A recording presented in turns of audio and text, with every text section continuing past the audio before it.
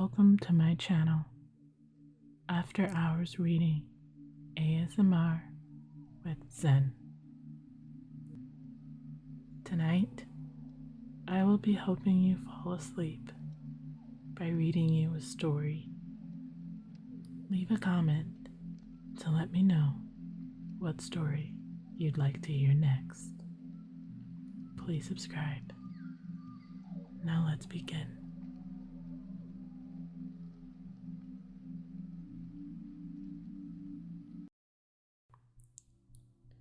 Tonight, I'm going to be reading The Eyes Have It by Philip K. Dick. Brought to you by the Project Gutenberg. It was quite by accident I discovered this incredible invasion of Earth by life forms from another planet. As yet, I haven't done anything about it. I can't think of anything to do. I wrote to the government, and they sent back a pamphlet on the repair and maintenance of frame houses.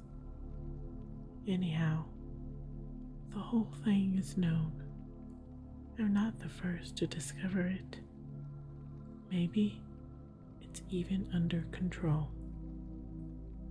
I was sitting in my easy chair, idly turning the page of a paperback book someone had left on the bus, when I came across the reference that first put me on the trail. For a moment, I didn't respond. It took some time for the full import to sink in. After I'd comprehended, it seemed odd I hadn't noticed it right away. The reference was clearly to a non-human species of incredible properties, not indigenous to Earth. A species I hasten to point out, customarily masquerading as ordinary human beings.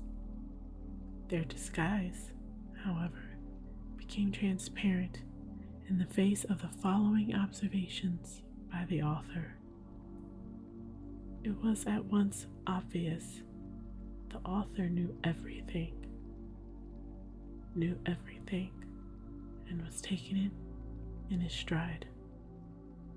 The line, and I tremble remembering it even now,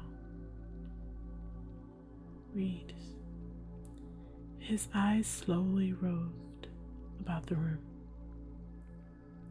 Vague chills assailed me. I tried to picture the eyes. Did they roll like dimes? The passage indicated not. They seemed to move through the air, not over the surface. Rather rapidly, apparently. No one in the story was surprised. That's what tipped me off. No sign of amazement at such an outrageous thing. Later, the matter was amplified. His eyes moved from person to person. There it was in a nutshell. The eyes had clearly come apart from the rest of him and were on their own. My heart pounded and my breath choked in my windpipe.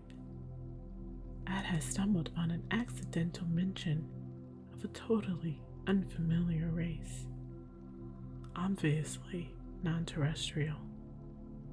Yet, to the characters in the book, it was perfectly natural, which suggested they belonged to the same species. And the author? A slow suspicion burned in my mind. The author was taking it rather too easily in his stride. Evidently, he felt this was quite a usual thing. He made absolutely no attempt to conceal this knowledge. The story continued. Presently his eyes fastened on Julia, Julia, being a lady, had at least the breeding to feel indignant. She is described as blushing and knitting her brows angrily. At this, I sighed with relief. They weren't all non-terrestrials. The narrative continues. Slowly, calmly, his eyes examined every inch of her. Great Scott! But here, the girl turned and stomped off, and the matter ended. I lay back in my chair, gasping with horror. My wife and family regarded me in wonder. "What's wrong, dear?" my wife asked. I couldn't tell. Knowledge like this was too much for the ordinary run-of-the-mill person. I had to keep it to myself. "Nothing," I gasped.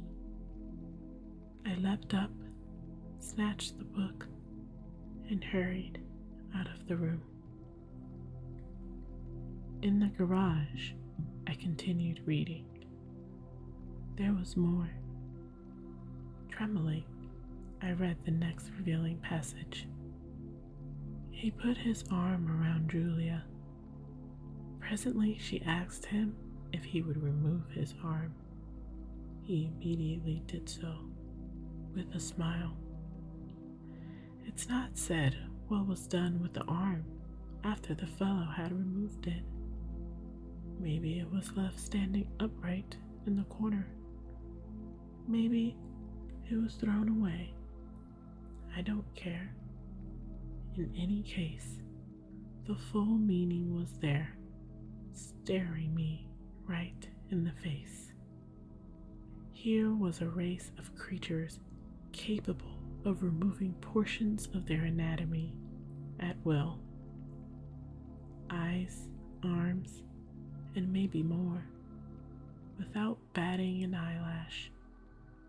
My knowledge of biology came in handy at this point. Obviously, there were simple beings, unicellular, some sort of primitive single-celled things. Beings no more developed than starfish. Starfish can do the same thing, you know.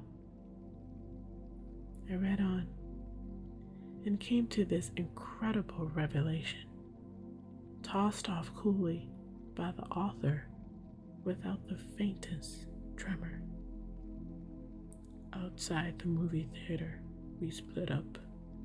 Part of us went inside, part over to the cafe for dinner. Binary fission, obviously, splitting in half and forming two entities. Probably each lower half went to the cafe, it being farther, and the upper halves to the movies. I read on, hands shaking. I had really stumbled onto something here. My mind reeled as I made out this passage. I'm afraid there's no doubt about it. Poor Bibney has lost his head again. Which was followed by, and Bob says he has utterly no guts. Yet Bibney got around as well as the next person. The next person, however, was just as strange. He was soon described as totally lacking in brains. There was no doubt of the thing in the next passage. Julia, whom I had thought to be the one normal person, reveals herself as being an alien life form, similar to the rest. Quite deliberately, Julia had given her heart to the young man. It didn't relate what the final disposition of the organ was, but I didn't really care. It was evident Julia had gone right on living in her usual manner, like all the others in the book, without heart, arms, eyes, brains, viscera, dividing up in two when the occasion demanded, without a qualm. Thereupon she gave him her hand. I sickened. The rascal now had her hand as well as her heart. I shudder to think what he's done with them by this time. He took her arm. Not content to wait, he had to start dismantling her on his own.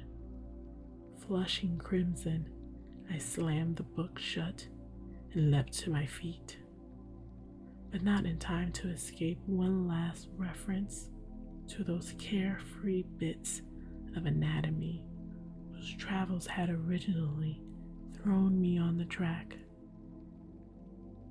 Her eyes followed him all the way down the road and across the meadow. I rushed from the garage and back inside the warm house, as if the accursed things were following me.